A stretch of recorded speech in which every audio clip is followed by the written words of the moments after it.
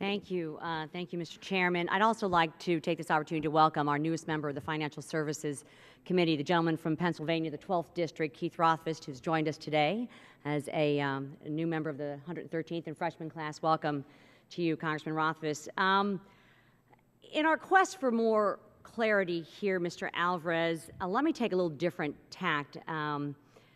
During the debate over Dodd-Frank, the Financial Times described an early version of Section 121, the Konjorsky Amendment, as having, and I quote, potential parallels with the Sherman Antitrust Act of 1890, creating the legal basis for preemptive action against overly powerful big business.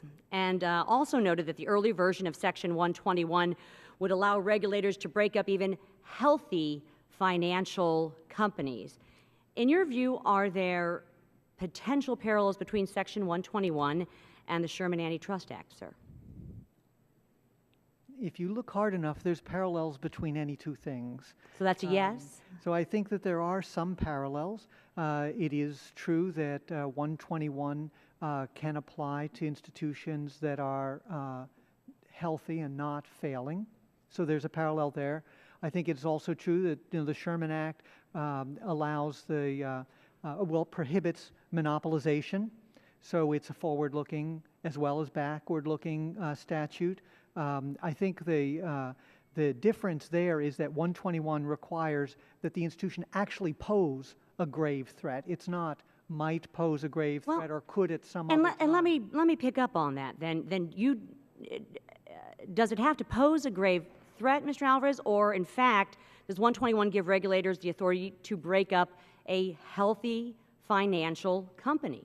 Only if it actually poses a grave threat. That's the standard set out in the statute. And going back again to the definition of grave threat, as so many have tried to get some kind of clarity on here, you still agree with your comment that it is in fact a very open-ended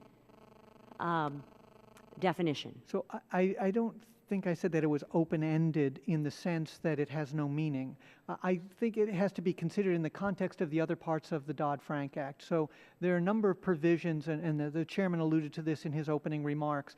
Grave threat is unique in its use in 121. The rest of the Dodd-Frank Act speaks about risks to financial stability, and so those standards are much less. We're allowed to take actions under other provisions if there is a risk to financial stability. 121 says not a risk to financial stability, a threat to financial stability, and not any threat, but a grave threat to financial stability. So it's a very high standard in comparison to the other standards. A standard that has no quantitative measure at this point in time. Let me move on, Mr. Alvarez. Dodd-Frank opened a whole host of issues when it comes to interacting with foreign-based financial institutions and foreign regulators, and I'd like to address some of those here as well. What are the challenges, Mr. Alvarez, of applying Section 121 to foreign SIFIs, and how is the Federal Reserve addressing them? So the challenge in applying any of the Dodd-Frank provisions to foreign organizations is the difference in their organizational structure. Foreign organizations tend to have their capital and liquidity outside the United States.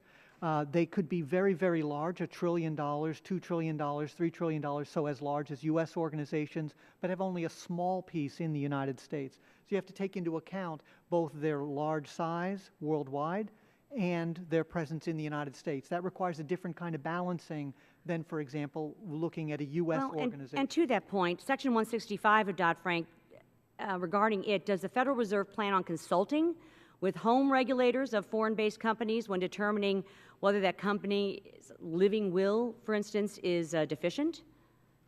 So the living will provisions is not under 121, and under I'll let Jim 165, take care correct. of that. But under 121, I would expect we would have consultations with foreign supervisors, because a condition of 121 is that we take a variety of steps short of requiring breakup before we're allowed to even consider breaking up the firm. So we would want to have discussions with foreign supervisors before we took those steps.